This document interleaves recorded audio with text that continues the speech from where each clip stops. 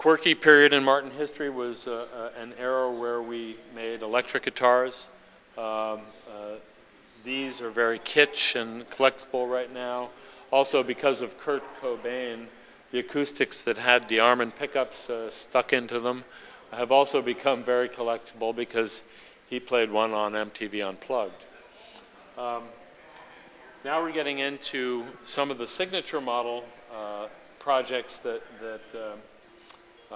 were initiated around 1994 and onward, starting with Perry Bechtel and Eric Clapton, and then getting into artists like Arlo Guthrie, Roger McGuinn, Don McLean, Judy Collins, Crosby, Stills and Nash, Paul Simon, Joan Baez. The way these work is that usually these artists already were playing a very specific Martin guitar, or they had an idea of what their optimum Martin guitar would be, and in collaborating with them, what we've done is recapture the heritage of those really significant artists, and collaborated with them so that they have a special edition of instruments. Well, we're looking from the museum into the Pick-in Parlor. The Pick-in Parlor is a place accessible through our store, the 1833 shop, where individuals can play some very, very high-end instruments that they would never get a chance to play elsewhere. So here we have the first guitar in outer space. This is the space guitar. It's a little baby backpacker.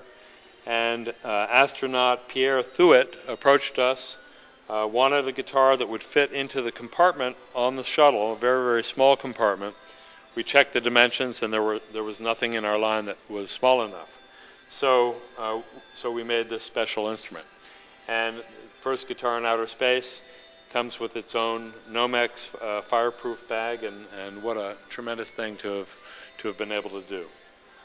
So many, many more signature model projects and milestone guitars.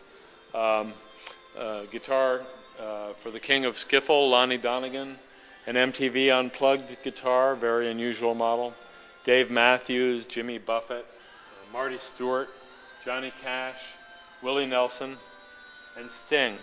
One of my favorite guitars, and I have to show you this, is this little guitar made for Sting, which is all rainforest-friendly materials harvested in a responsible fashion.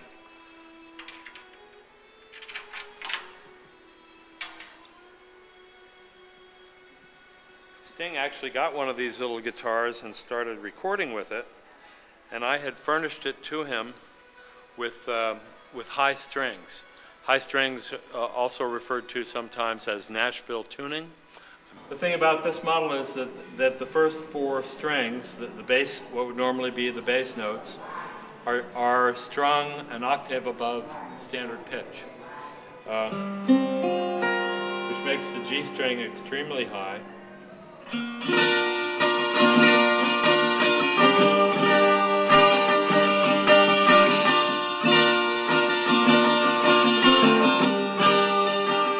So now we're up to modern time, and more special edition and signature edition projects with Norman Blake, Gordon Lightfoot, Merle Haggard, a black and white beautiful guitars called Black Beauty and White Beauty for Eric Clapton.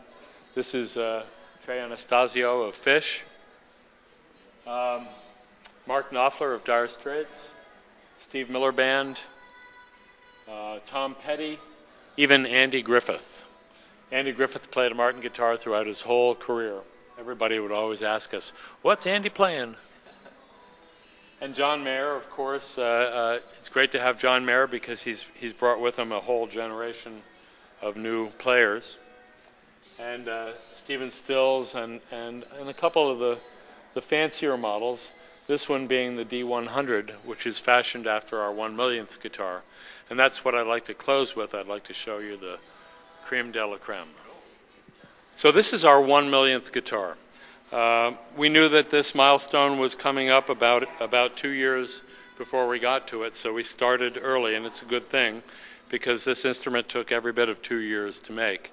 The basic model is a Brazilian rosewood D45 with our finest woods, and every single piece, more than 2,000 pieces of pearl, abalone, solid gold materials, plus 142 precious gemstones were used to create this.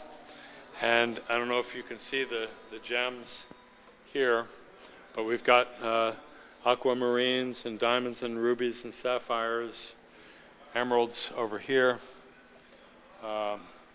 This is solid gold inlay, lots of gold here. The tuning machine casings are solid gold, and just the level of craftsmanship, I don't think I've seen another instrument anywhere in existence that comes close to the amount of time and detail spent on this particular instrument. And of course, it's not for sale. We've been offered more than $1 million by several collectors for it, but it will never be sold. But you can have it. Well, Dick, this brings us to the end. I understand there's one more thing you want to show us. Well, this is a great quote from Eric Clapton. As a matter of fact, we've seen several quotes like this from a number of musicians.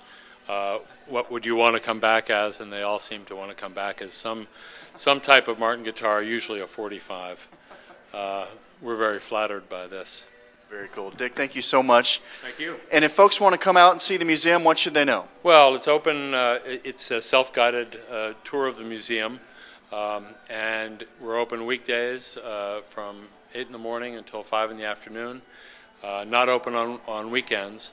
But it's great to see the factory, too. So you want to make sure to come at a time, usually between 11 and 1 o'clock, so that you can take a factory tour as well. We love to show people what we do. We're very proud of it. And we have a great legacy here. Come and visit. All right. Dick Boak, thank you very much. Thank you. I'm Joe Coffey, and you're watching PremierGuitar.com on location in Nazareth, Pennsylvania.